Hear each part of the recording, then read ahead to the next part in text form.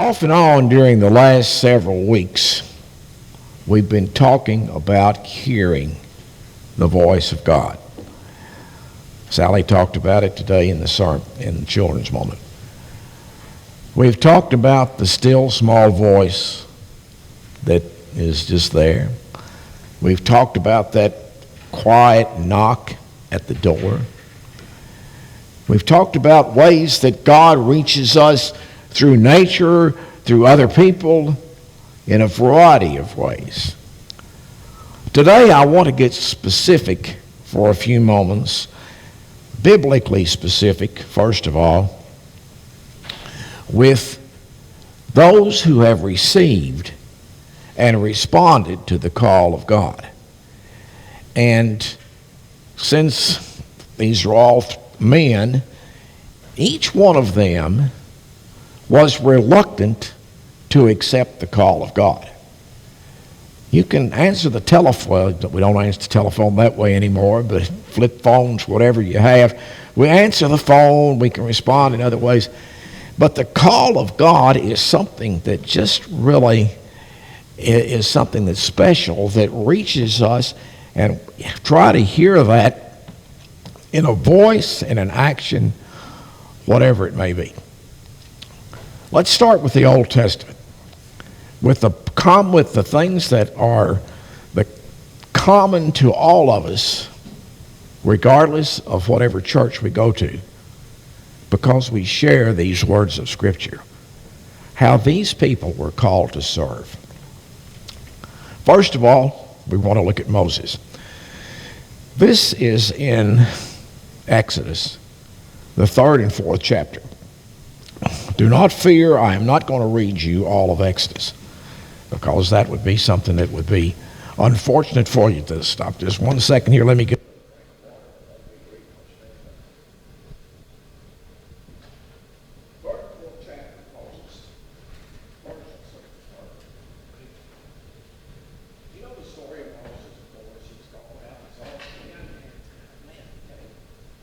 I'm having a bad day. Turn my mic off and just leave it off.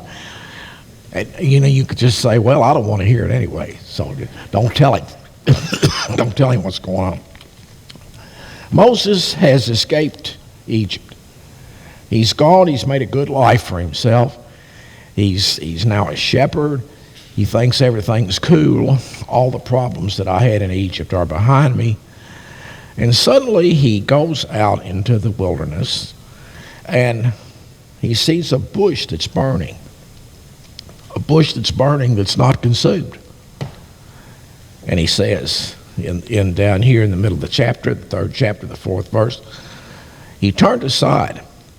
God called to him, Moses, Moses, here I am. Do not come any closer. Put off your shoes. You're standing on holy ground. The story goes on. Moses is called by God to go back to Israel and tell Pharaoh to let my people go. Let my people go. He says, though, because he objects, constantly objects to God. Moses says, who am I that I should go to Pharaoh and bring the sons of Israel out of Egypt? God said, I will be with you. Verse 12, chapter 3. And this shall be a sign for you that I have sent you. When you have brought the people forth out of Egypt, you shall serve God upon this mountain. Well, Moses hems and haws and continues on into chapter 4. God asks him again, and he says, but behold, they won't believe me. Beginning of chapter 4. They won't listen to me. They won't listen to my voice. And the Lord said, they'll say the Lord did not appear to you. The Lord then uses the rod, and he throws it down, and it becomes a serpent. He picks it up. It becomes a rod, a staff again. He says, stick your hand inside your coat. Pull it back out. It's leprous. Yes, leprosy, white. Stick it back in, and it will not be leprous. And he pulled it out again, and it was okay. Then he says, you can pour this water from the Nile, and it will look like blood. And Moses says, these are just all tricks. But Moses says to the Lord, verse 10, says to the Lord, oh my Lord. Now he's trying this trick about not being able to talk very well. Oh my Lord, I am not eloquent, either heretofore or since thou hast spoken to thy servant, but I am slow of speech and tongue. By now God is starting to get mad. He's asking 3 times. He's asking 3 or more times, will you please do this? And Moses, I don't want to. I can't. So he says, I'm going to give you Aaron, and let Aaron speak for you. Here's one. Here's the first one that we have, is Moses objects, and he just continues to object. Finally, in verse 14b, he says, I'll send Aaron. The great movie, 10 Commandments, Cecil B. DeMille. We didn't have much of Aaron there because Charlton Heston did all the talking. Moses did the talking there. But biblically, Moses was not someone who was eloquent of speech. So he says, I'm going to keep avoiding, going to try to hide from God. I'm just too busy. I'm too busy to answer God. Do we say that to God? Yes, we do. I'm too busy. I've got to mow the grass. I've got to pick the tomatoes. I've got to go to work. Can't pick tomatoes yet, but you can eventually. I've got to do all of these things before I can get to you. Well, God finally just puts his foot down and says, I am calling you. Specific call to Moses. And Moses answered. Secondly, in the book of Amos, historically and scholarship-wise, this is considered to be one of the oldest books in the Bible. It's at the back of the Old Testament. And in verses 17, or rather chapter 7, verses 14 and 15, Amos has gone to the king, Amaziah, to offer prophecy, as God has sent him to tell the people, as prophets generally do, you've got to change. Here again he's been called. He says this to Amaziah, which I think is just very meaningful. Amos answered Amaziah, I am no prophet, nor a prophet's son, but I am a herdsman and a dresser of sycamore trees. And the Lord took me from following the flock, and the Lord said to me, go prophesy to my people Israel. He didn't want to do that. He didn't want to do that. He might as well have said, I don't want to do that. Wouldn't you rather be a herdsman and a trimmer of sycamore trees? Now, these aren't sycamore trees like we have. They were a fruit tree of that day. More like a fruit tree. This is what Amos was doing. And God said, this is a man that I need, and he went to him. Now, we would say, too, historically, to remember that at that time there was an entire group of people that were professional prophets. That's what they did. Just like people that went to the seminary and all of their lives, everybody in their family did something in the church. These were professional prophets. They were paid to do what they were doing. But we don't hear much about them in the Old Testament because God reached out and called special people. He might go over to Spike Wright's office, for instance, and knock on the door. And Sally answers the door, and Spike says, if that's God, don't let him in. He doesn't have an appointment. He can't come in. That's kind of what God did. He singled out people who had talents that could be used. These great singers that we have. My goodness. All these soloists that we put together, duets, groups. One of these days you're going to get Abby dancing, I know, when you sing. They bring a talent that does not have any particular reward other than sharing that talent. A talent that God has given them. What is your talent? We're going to get there in a minute, and we're going to get there next week too, because I'm serious about this matter. When we feel God's call, we've got to quit saying, I'm too busy, I don't have an appointment, or I just don't want to do it. I just don't want to do it. I don't want to respond to God today. Well, what if God moves on? What if God says, well, okay, I'll go down and see if the next guy will do it. The next gal's interested in it. How do we respond? These are real life, these are examples on which we built our faith that tell us how we respond. Amos goes on and is the prophet and does the work that God has called him. How about we take another one?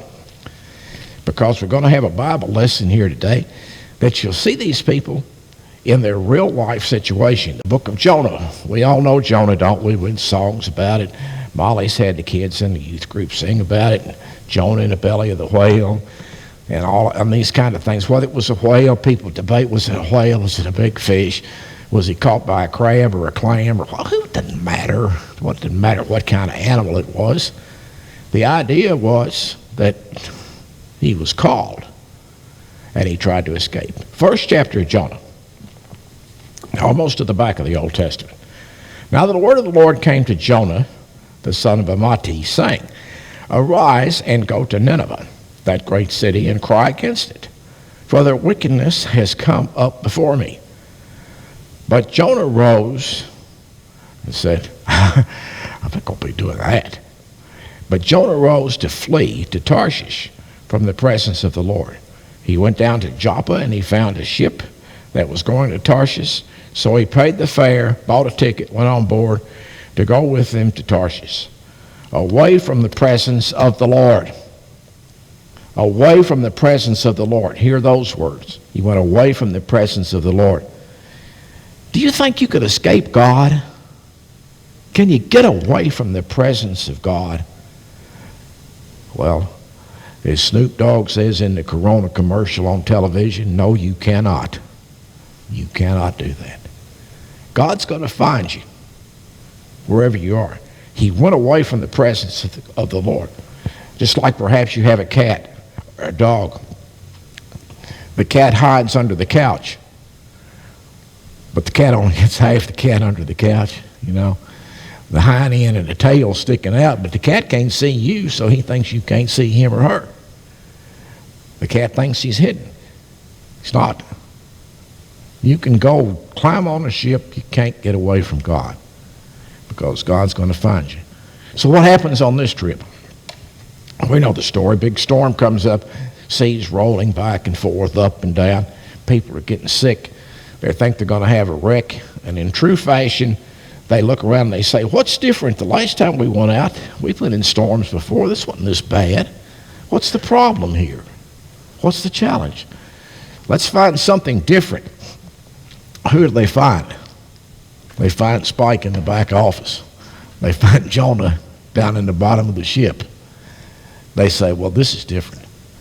Something's different here, so why don't we just pitch him over the side and see if things get better? Well, they do that, and they do. Sea calms out. Meanwhile, Jonah has had this encounter with this large fish.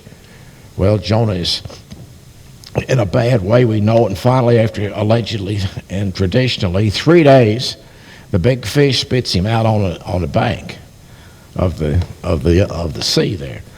God appears to him again, and what does God say this time? Jonah, I want you to go to Nineveh. What does Jonah say then? Yes, sir. Put me on the first bus. Call me a cab. Call me an Uber. Call me something. I'm going. After spending 3 days like that, he's ready to go. Why do we have to have that happen to us? Why do we have to have some sort of catastrophe before we can finally get the message? Well, that's what he had, was a catastrophe. So he goes to to Nineveh. And in Nineveh, he prophesies. And in one of the strangest terms in all of the Old Testament, the people do what he said. Usually the success of a prophet was not that whatever he prophesied was what came true. He goes and he says to the people, you got to change. They say, okay. They change. Then he gets mad about that. Just can't say it. You know people like that. Doesn't matter what you do. Doesn't matter what you do. You just can't seem to make them happy. So he goes and they agree. Then Jonah gets his feelings hurt. So he goes and sits out down in the middle of the desert, and a plant comes up in the middle of this desert. And Jonah's sitting there pouting under the plant. Then along comes a worm, and the worm cuts down the plant dies, and he's out in the sun again. All he had to do in the first place was say to God, yes, I'll go. Here am I, Lord, send me. He says, here am I, Lord, but don't send me until you about drown me, till you put me in that fish, till you about roast me here in the desert. Jonah, another one who said, I'm going to run away. You're not going to find me. Finally, we got 4 points on this sermon. I realize that's one more than I'm contracted to do. It's just supposed to be 3 points. I think that's right. I don't know. This is from the 3rd chapter of Matthew. This is when Jesus is baptized by John the Baptist. It's at the very end of this, and Jesus, the 13th verse on down to the end, comes to the Jordan and asks John to baptize him. John says, why should you ought to be baptizing me, not the other way around. Jesus answered, let it be so for now, for thus is fitting to fulfill the righteousness.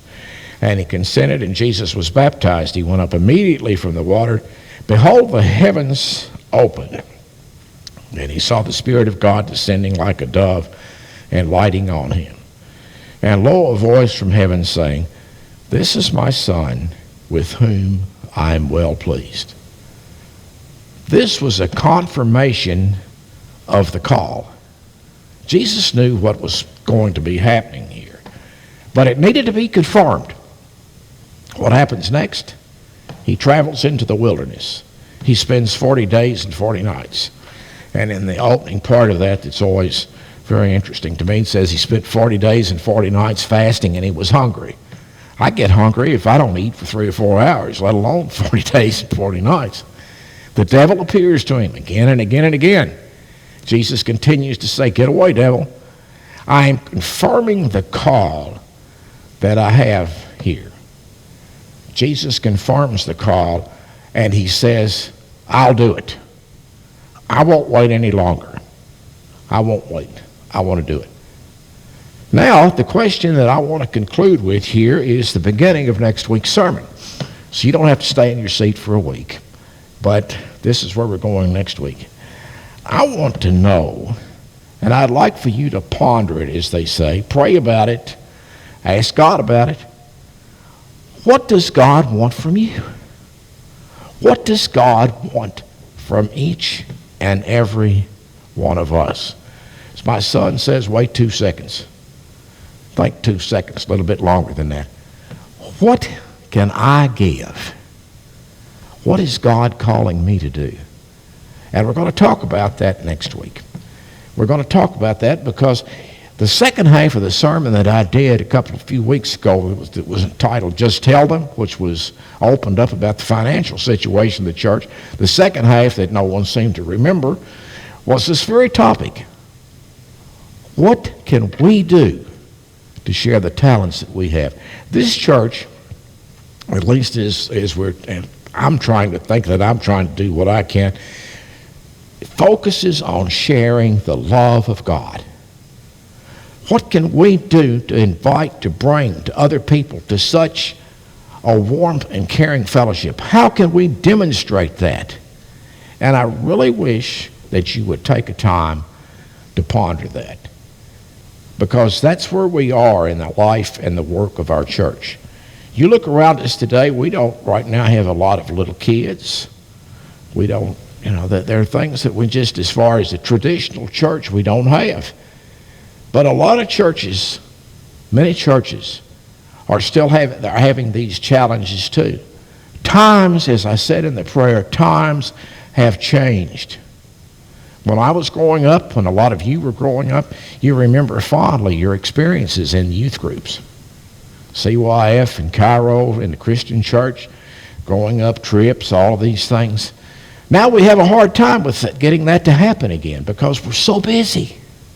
Where can we find time to answer God's call? That is the question.